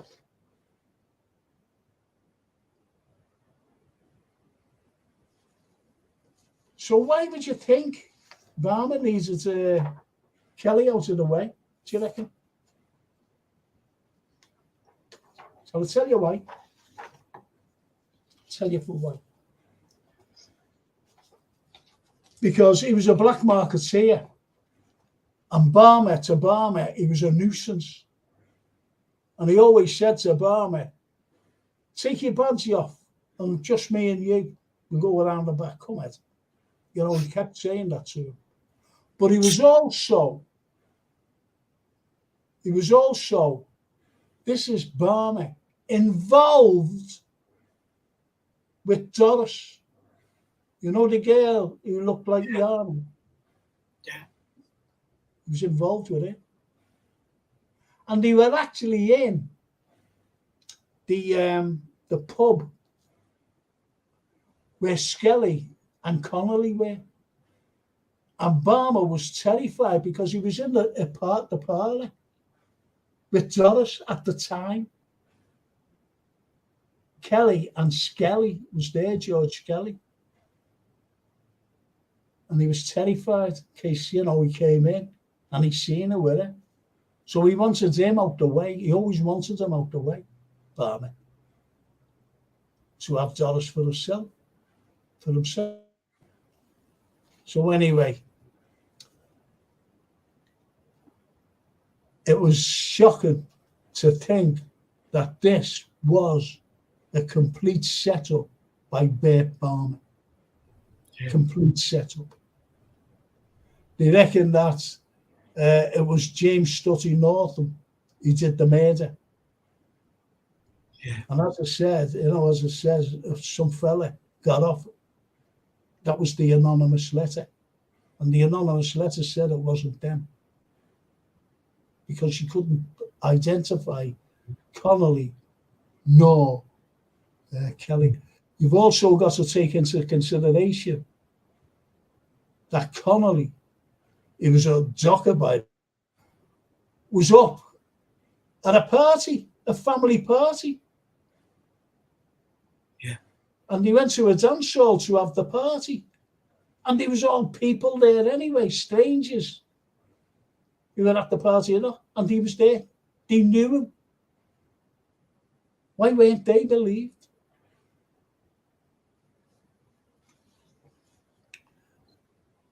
And there was no evidence at all linking the men to the scene of the crime. And there was overwhelming evidence of police corruption bringing both Kelly and Connolly to the court. Yeah. Kelly was hanged at Walton Jail after being found guilty of murder, and Charles Connolly was given 10 years for robbery. 10 years. At the trial, the first trial, because there was 2 trials, by the way. The first trial, there was a verdict on 11-1 in favour of the defendants. But in those days, a retrial was ordered. He would have walked free today. Oh my God. He would have walked free today, which was shocking. It really was shocking. He wouldn't have gone that far today. I mean, the great sadness is that there's still family involved, I know, who are still alive and who campaigned for many, many, many years, for nearly all my lifetime, for justice. And I wish I knew. I think, if I remember rightly, our own very dear Roger Phillips, yeah, got involved in some way in clarifying some truths of the matter. Yeah. No, you're right. Which is it's just I'm just resting me day. I've got this pain. Hang on, I won't be. It's just to relieve this bloody pain. Right. What you have is Barmer, the most corrupt policeman in the annals of in police history. He was corrupt. Anyone who crossed him, he'd have them up for murder to get rid of them, and they were all found guilty. And in June 2003, get onto this. Both George Kelly and Charles Connolly had their convictions of being involved in the Cameo murders overturned by the Court of Appeal in London. Yeah. It was overturned. Yeah. They were found not guilty. Yeah. I thought it was actually later in 2003, but yeah. No, because something was written about them, and it went to the Court of Appeal, and that was in 2003, in May 2003. But what was the use? Both of them were dead. Yeah. Connolly died, and Kelly was hanged, and it was shocking to think that 2 innocent men were framed for the murder committed by another man. Yeah. Because not that he wanted Kelly out the way. Yeah. Always did. And he always wanted Connolly out the way. Do you know what for?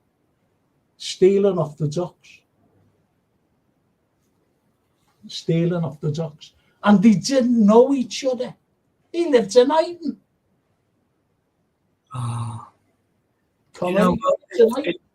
it any injustice is hard to stomach, but I think the double whammy for this and for us and ours is that it happened here on our doorstep, and the areas, a lot of the people, the families, the descendants, everything is still there, and it's like, wow, how did that happen? Exactly. It shouldn't have happened. Yeah. It's shocking. And I'll tell you another thing. You laugh at this. It's true. You know that program, Who Do You Think You Are? Yeah. Right, who do you think you are? Well, it's John Bishop, didn't I? Oh, okay. John Bishop, right? And hang on a minute. Just let me go through these. Andy Gamble, he's the sponsor of this show. And he says, hiya, Frank, Jason and Anthony. Hope you're all keeping well, lads. I'm late as usual, but I love the mini video of the Maggie May. Thank you. Yeah. Oh, that was lovely. Andy, thank you. Isn't the oldest charity in Liverpool the League of Well-Doers, based in Lancome Lane? Yes. Yeah. Remember it? Yeah. Yeah, it certainly is. It certainly is. I went up to give a talk there, I don't know, 10 years ago. A fella got hold of me. He said, would you give a talk? And I went, yeah. And he went, we can't give you a fee. And he went, okay. I said, what do you want me to talk about? He said, anything. I said, okay, I'll do it for you. He said, we will give you a nice cup of tea and a bowl of scouse. That's a great payment. Yeah. I've done a few of them jobs and loved them. So it got into the show for a bowl of scouse and a cup of tea. That's like the Robin Hood scenario, though, isn't it? It is. Yeah.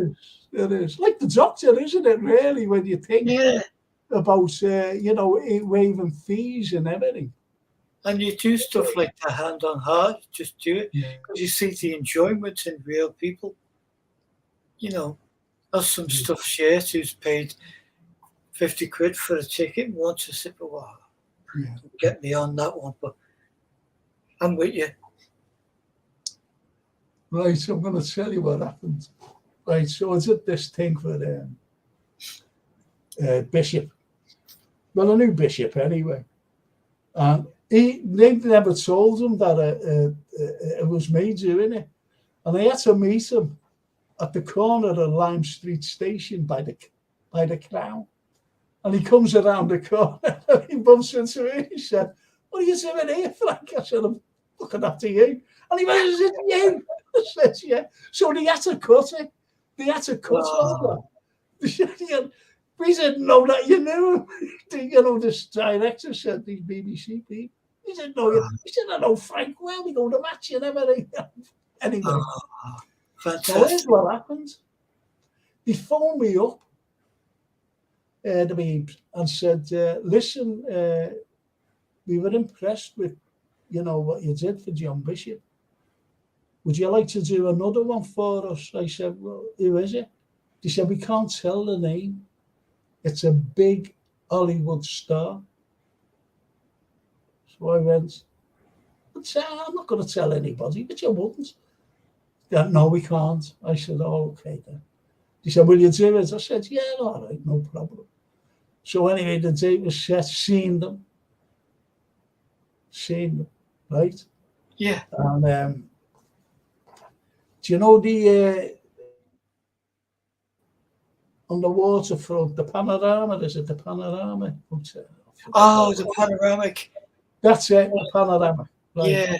So I had to go down, right, and do this because the star at the penthouse at the top. This is genuine, right? So it goes up, and the BBC fella goes, "Are you?" I said, "Yeah, I'm in." And he said, "Okay, come in, please." So anyway, I met one of the girls who was at the John Bishop thing, she said, "How are you?" I said, "Are you?" She said, "Through there." She said, "You're going to be surprised who it is." I said, "Am I?" She said, "Yeah, but we're not telling you because we want you, to give this envelope." Like it was all set up, like, the envelope that is. And I said, "Oh, okay." And I walked in and I went, shocked, But I had to do it again because they didn't want me to. I said, "Why didn't you tell me who it was?"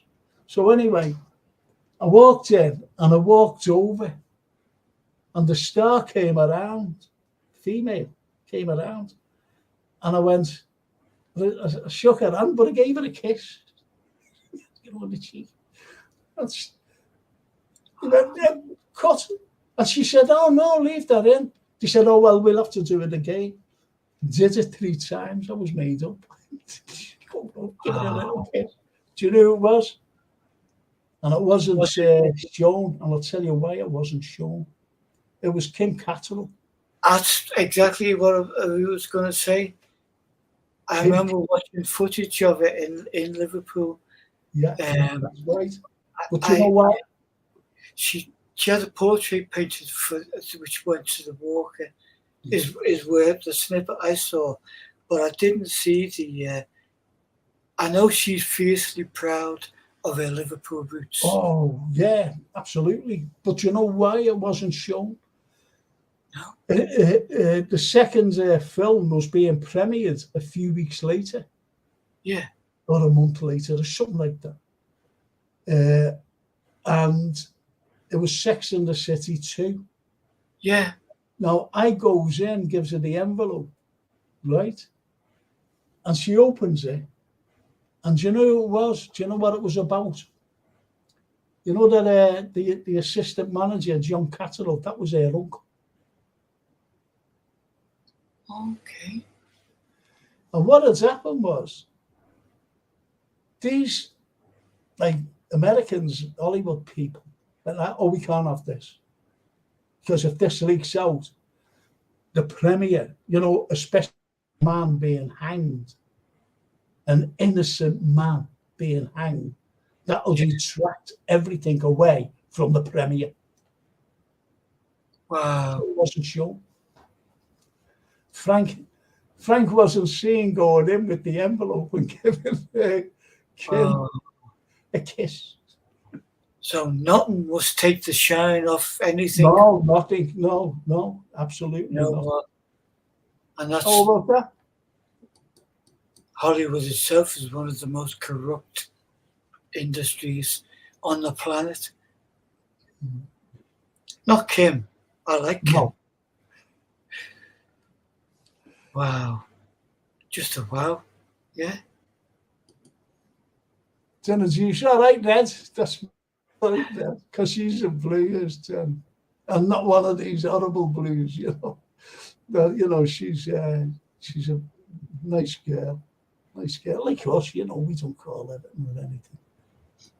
And Stephen Snape says, Cressida Dick said that it's only the odd bad apple in the police force that's corrupt. From my experience of scrutinising them all over a decade, I'd say they've been cultivating the orchard for years. Absolutely. Sadly. Yeah. Mark Kinney says, I thought you were going to say, Frank, you went on. Who do you think you are? That's it.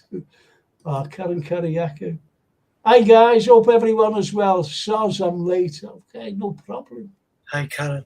Really nice. Hey, Frank, how's your bro, Jared? Not seen him for ages. I hope all is okay. Yeah, I haven't seen him for ages either, Karen, so you'll have to get hold of him, not me. So what about tonight, then? Have you enjoyed it, haven't you? I really have enjoyed being in your company, Frank. I'm sorry for what you're going through. It's been an odd couple of months over the past few months.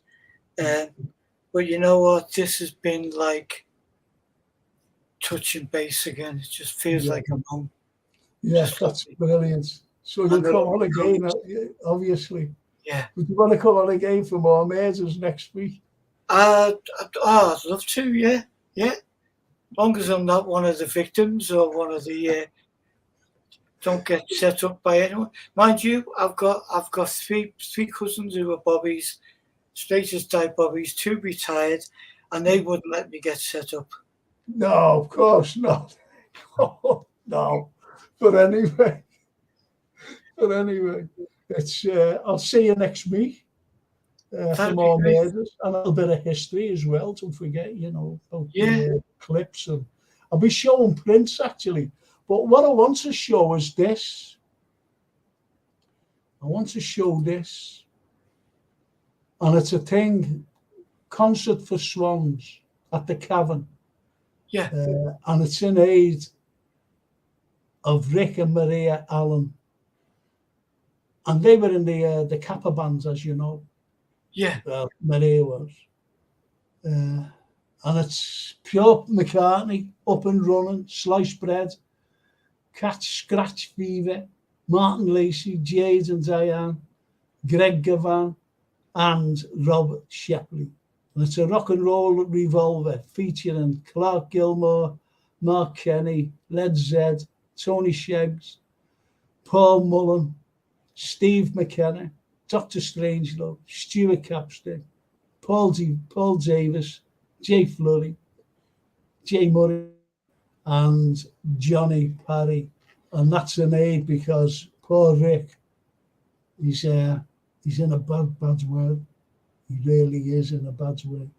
So I'd love everybody to try and go along to see that. Some Really incredible talents there.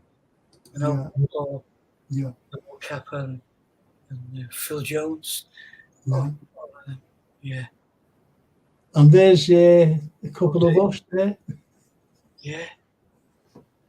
That was it. That was an unbelievable. That Paul Barber's a lovely fella, isn't he? Yeah. Yeah. Isn't he just a dream? Yeah. He is. Yeah, it was lovely to meet him. Only fools and horses. Yeah. Unbelievable. But great actor as well. Great actor. Brilliant. And I'm a Liverpool lad. Yeah. No, here you go. Just what you see is what you get. Yeah. With him. With them all.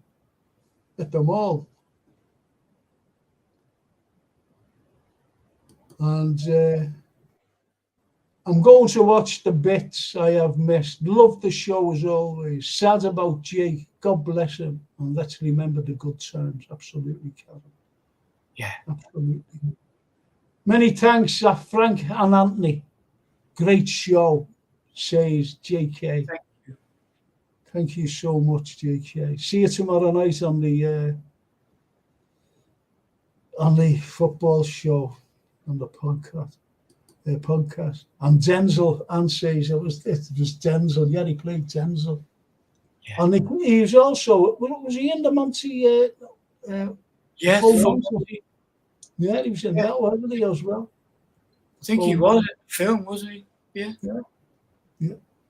So great actor, great everything. I'd just like to thank Gap Painting Services for sponsoring the Frank Carlyle Show. Time saved, fellas. Loads of time saved, fellas. Quick, tidy, and insured. If you're an OAP, just get them in because they're brilliant and you get a brilliant discount as well. And if you're an NHS worker, also the same goes for you. Great discount. Professional men in, clean and tidy, as I said. And they're fully insured and time saved. What more can you ask? And that's for painting services. Thank you for sponsoring the Frank Carlyle Show. That's great. Thank you. And also what we have. So what do you think of that, by the way? What do you think? That particular picture there. It's good though, isn't it? All of them, you know, the old collage, you know. It shows you how many people were there. It shows you your paintings. Yeah. It's well, they kind of took on a life of their own. I mean, I feel humbled that I was chucking the paint around, but it was about people, for people, and For you the know, people. Yeah. yeah. But what was lovely, Frank, was that no one. When Laney and I used to take the kids, and the kids are somewhere in there, and they're only tiny tots, the youngest ones.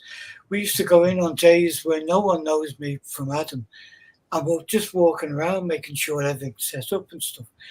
And people would make conversation with strangers because of what's in different pictures, whether it be a church, a school, football team. There was like a real like togetherness, you know, and It's it was lovely, isn't it? yeah, It's lovely. yeah, it was lovely to be part of, and certainly lovely to be there in the hall. Yeah. God bless. It was absolutely brilliant. And look Yeah. at there. There There you we go. Yes, go. yes, Frank. I gave it. Remember when I gave a talk to you there at the concert room, St George's Hall? Yeah, You give it there, and yeah, that was then. yeah. Was, That was then, and you gave a wonderful touching on history and touching on there then and present day. It's just fantastic. Then you unveiled the history canvas, which is I there in did. the middle Yeah. by your handsome mush. Yeah, and then we went downstairs and It was just great, wasn't it? It was absolute, because the little picture in the middle, that's me, and I unveiled them, didn't I? you did. The whole of the You did. skyline, fantastic. Yeah, skyline of Liverpool made up of heads and bits and bobs of history, perhaps Frank Hornby and all sorts of things that connected to the city. Yeah. Absolutely brilliant. And there's my favourite picture of all time. Yes, John. Yeah, look at that. Isn't that fantastic? It was painted on the not intended but ended to be. I put final brushstrokes on the 25th anniversary of his murder, and then this is 5 years later. So this is the 30th anniversary of his death, and there's a wonderful couple of friends we had work in the council, and Julie and Wendy Simon. Have you ever met Wendy? Yeah, of course. Wendy was wonderful. She was instrumental in getting John to the town hall, and I painted. There's a big blue painting next to it, and the idea was to commemorate people's opinions of John. I painted a picture on it, but I wanted people to write this blue picture, and it kind of nearly worked.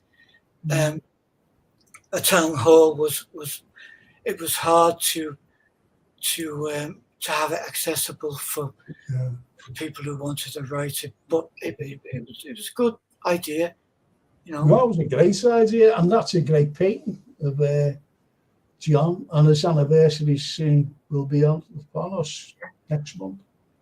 The month after, which is well, Andy, I've got to close. So I'll see you next week. Yes. Fantastic. See you next week. Do I need me Sherlock Holmes pipe or anything like that? Or you're stalking on you're stalking, yeah. Andy, I love you. You know that. Thanks very much for coming in. I'm so glad to be back, Frank, with you. I'm made up to see you well and fit and everything else. And I'm just going to say thank you to all the people out there. Thank you to Jason, Gap Painting Services, especially you out there, because without you out there, there'd certainly be no Frank Carlyle, and you wouldn't have wonderful guests as Anthony Brown, international painter, international artist, international drawer, just a great, international great. That's what it's. Anyway, give me love to your lovely thingy. I will. Laney.